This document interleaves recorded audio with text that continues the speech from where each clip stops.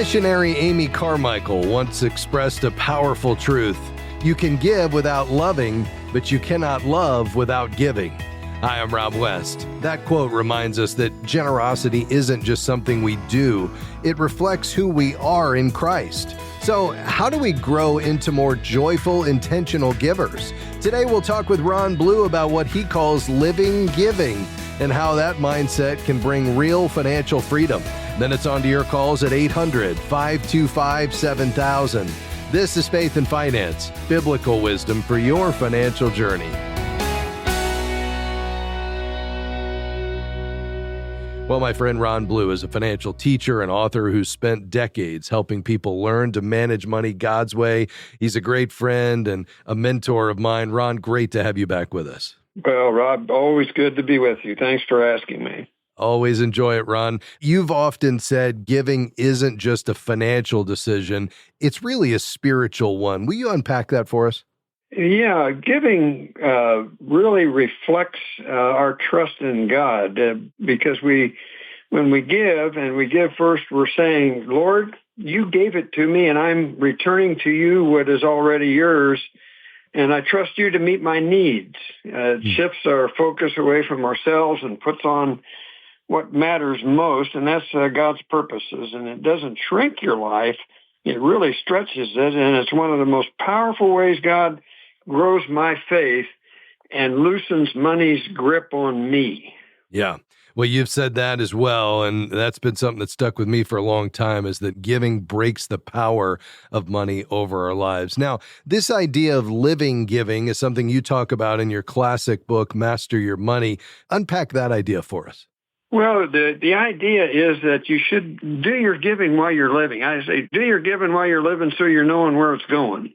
Yeah. That's one aspect of that, but so many people think about significant giving at death, but they miss the joy of giving during life, and they miss the joy of seeing what God does with what they have been entrusted with and what they've given. And so I really encourage people to start giving early and not wait and not do your major giving at death. It's one way, as you just said, that you can break the power of money. And so do your giving while you're living so you're knowing where it's going. Well, Ron, I think one of the things that I've always taken away from you and just your approach to giving is you make giving a part of everyday life. I know you make it a practice to keep some extra 20s in your pocket no matter where you go, just so you can bless somebody on your path, don't you?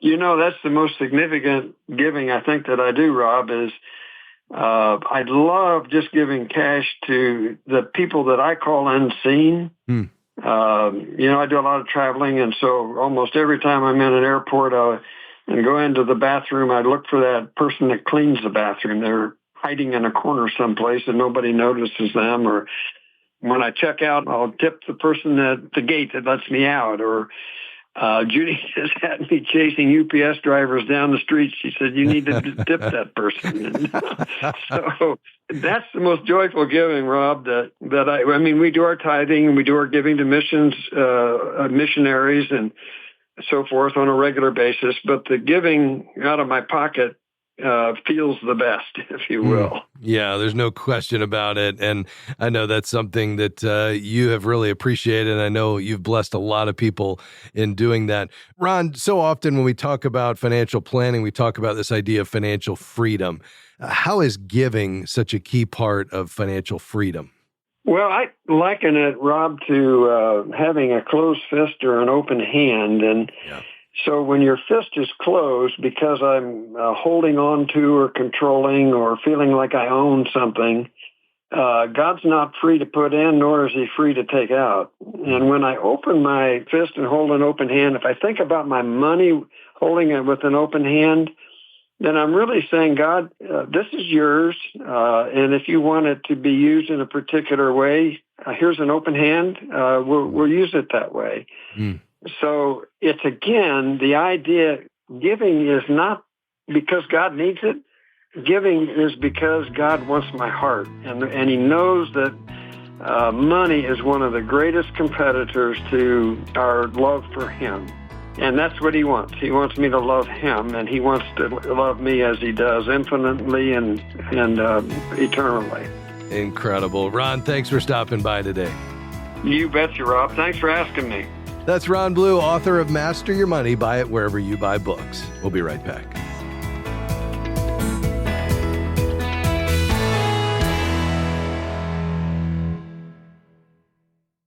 We're grateful for support from Guidestone, whose diversified suite of investment solutions align with Christian values to create positive change in the world. More information is available at guidestonefunds.com/faith. Investing involves risk, including potential loss of principal. Carefully consider the investment objectives, risks, charges, and expenses of Guidestone Funds before investing. They're distributed by Foresight Funds Distributors, LLC, which is not an advisory affiliate, a registered investment advisor, nor do they provide investment advice.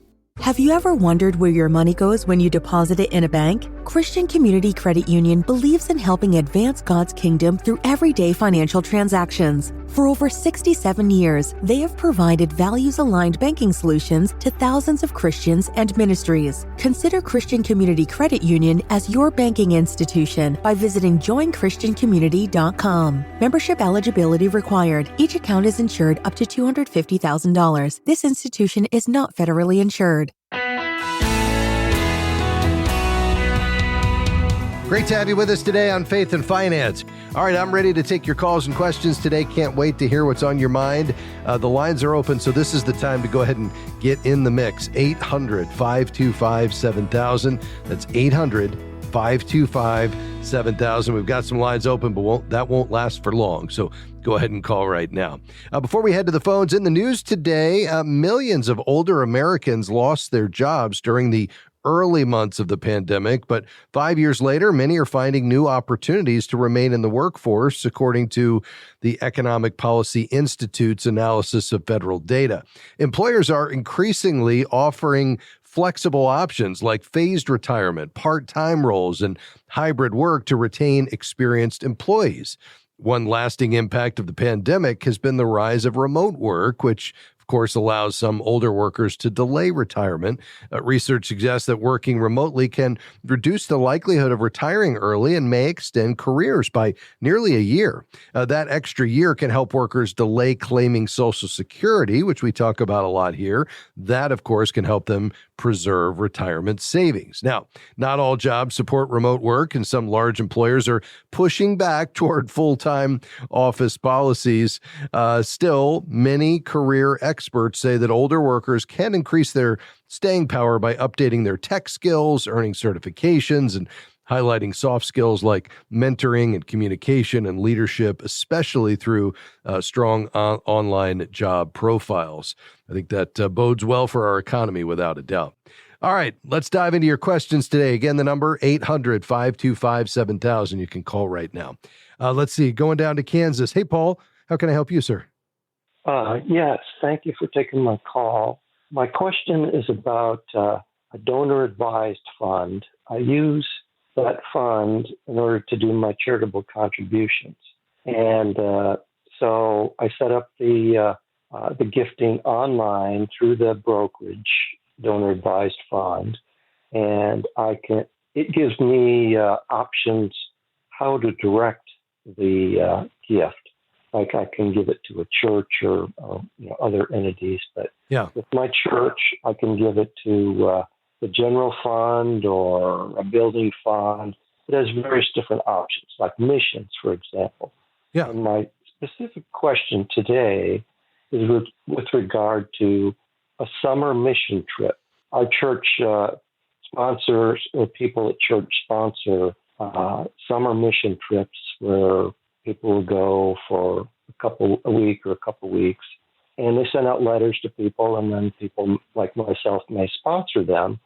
But the brokerage website doesn't offer that kind of a detail. I'm wondering, is it legal from an IRS standpoint to contribute from a donor advised fund directly to an individual going on a mission trip, or should it just go to the general missions fund? Yeah, it's a great question. And that's really what it's going to come down to. Is there anything that prohibits you from giving from a donor-advised fund? And ultimately, it's the donor-advised fund sponsor that has to make the gift. You're just making a recommendation, but as long as it fits within the IRS rules and regs, normally they just, do whatever you request that they do as the one who opened the account.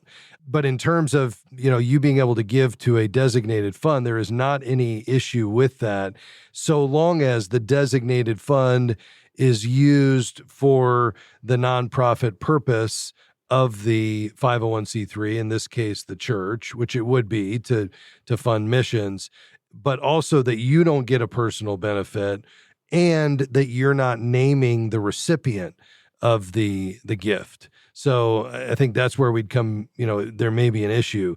Can you give to XYZ Church Mission Fund generally, and then it's used for their tax exempt purpose and they make the decision on who gets it? Yes.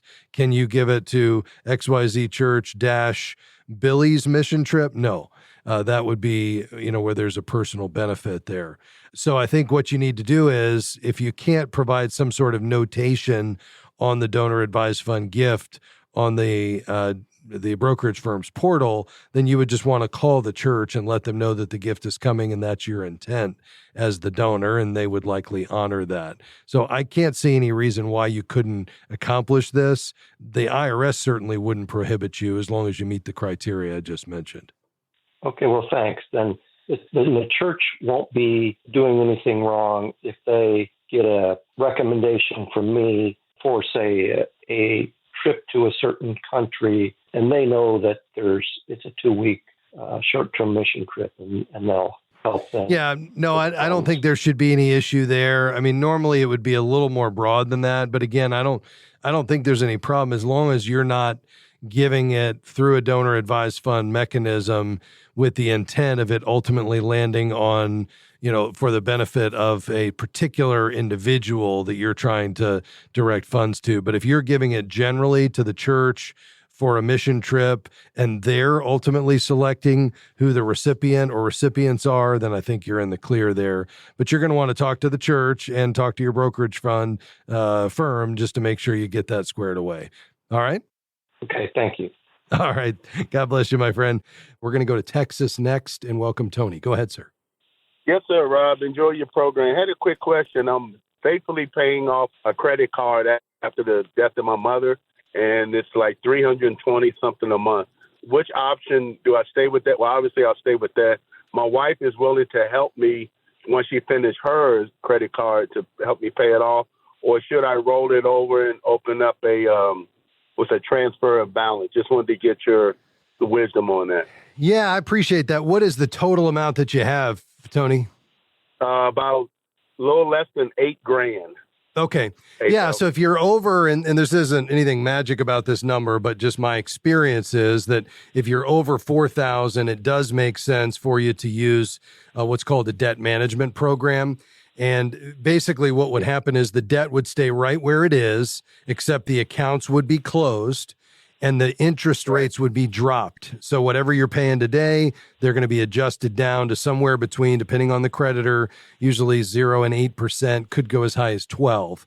And the combination of you making now a level monthly payment through a debt management company and those lower interest rates will allow you to pay that back 80% faster, and you can prepay it. So if your wife pays off some other debts and now you all have more money to allocate over to accelerate this even further, you can absolutely do that.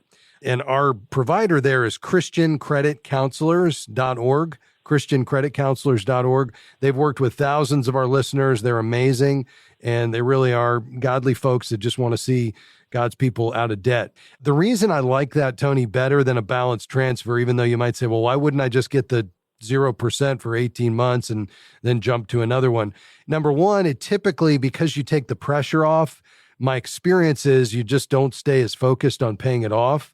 The second reason is there's going to be a charge right up front of somewhere between 2 and 3% of the balance. And so, if you've got $8,000 and you're paying 3%, I mean, that's $250 right off the bat that you're going to have to pay before, you start paying off the debt. So for those reasons, I just would prefer you not to do the balance transfer game. Just get this over to Christian credit counselors and they should be able to take it from there. Thank you, sir. God bless you. All right, thanks. We appreciate your call. We're going to take a quick break, folks. Back with more after this. Looks like we have 2 lines open, 800-525-7000, encouraging you, taking you back to God's Word, and helping you make financial decisions in light of biblical wisdom. That's what we do on this program each day. I'm Rob West. Stick around. A lot more to come just around the corner.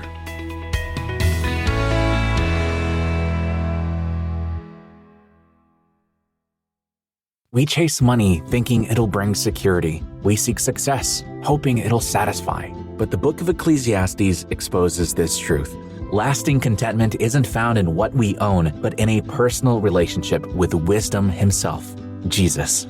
Faith Vi's newest study, Wisdom Over Wealth, will help you break free from empty pursuits and discover what truly lasts. Request your copy of the Wisdom Over Wealth study with your gift of $35 or more by going to faithfi.com/give. Healthcare is complicated. It doesn't have to be.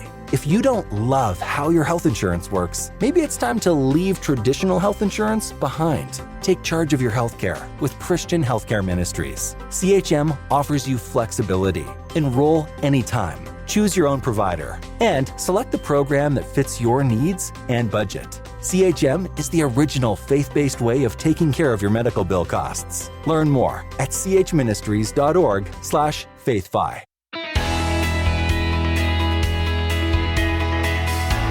Thanks for joining us today on Faith and Finance. 800-525-7000 is the number to call. Would probably have room for, in addition to those holding, 1 to 2 more calls. So if you have a financial question, go ahead and call right now. 800-525-7000. Let's see, out to Oregon. Hi, Jane. Thanks for your patience. Go ahead. Thanks for taking my call. Yes, ma'am. I'm confused about this, so I hope I don't confuse you in the process. Okay. But yeah, I sell on eBay, and I haven't done my taxes for 2024 yet. And couple of months ago, when I was starting to do them, eBay had a flag up there, and I think it said something like 1099K is ready or something like that, K or something. It may have had more letters after it. And so I click on that, and it says I didn't make enough money to have that. What does that mean? It's obviously money that I made. Do I have to add that to my Social Security, or do I not have to add it? Is it going to be the same from now on? I went online, and all they do is confuse me more. But something said there were different amounts, or intimated that there were different amounts for different years to come. Yes. Can you clean that up a little bit for me? Yeah. So essentially, it sounds like you're getting, it's the 1099K that would have your 2024 sales. Yes, you did. And so, you had some sales activity, but it sounds like maybe you didn't meet the IRS threshold. They would normally issue a 1099K if your gross sales exceed $5,000. Would be the typical way that would happen, or if your state has a lower threshold. So it sounds like their system flagged that you didn't qualify because your sales perhaps were below 5,000 and no other triggers applied. But even without that 1099K, you have to report all taxable income from eBay on your 2024 return. And, it's probably not a bad idea for you to have a professional look this over. If you're casually selling personal items like clearing out your closet, it's considered hobby income. You would report your profits, on your 1040. Schedule 1 is other income. But, if this is more of a business, with intent to make a profit, then you'd report the net income on Schedule C. But you do need to, track your sales. You can use their seller's hub for that, and then download a transaction report, regardless of whether or not you get that 1099K. Okay. That's what I wanted to know. They were not clear on that when I was trying to find it. on IRS.gov or whatever it is. Okay, got it. Yeah, I mean, the key is, whenever you have income, you need to report it. It may or may not be taxable depending upon what you've earned and what other income sources you have. Okay, well, that's what I thought. But the way they've approached me, like you don't need it, I'm going, what? All right. That helps. Thank you a lot. so much. God bless you, Jane. Appreciate you being on the program. Let's see, to Tennessee. Patricia, how can I serve you? I'm taking early retirement, and I understand that I can only make $24,300 in earned income this year, and it looks like I'm going to go over that just a little bit. So I was wondering, how do they tax that? Do they tax anything over the $24,300, or do they tax the whole thing? Yeah, and so you're talking about Social Security? Yes. Yeah.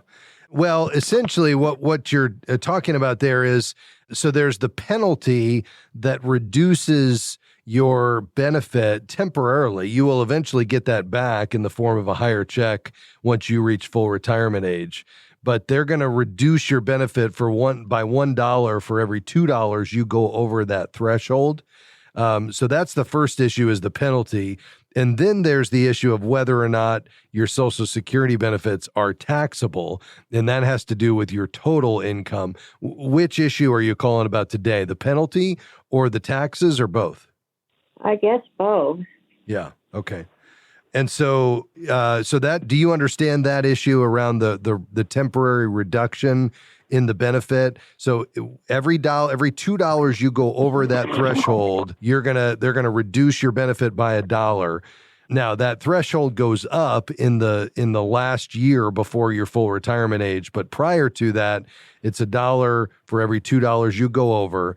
But again, that's temporary, because when you get to full retirement age, you will get that back in the form of a higher check until you've been repaid. And there's not a direct schedule for that. It's probably going to take 10 years or more to be fully repaid back, but you will eventually get it.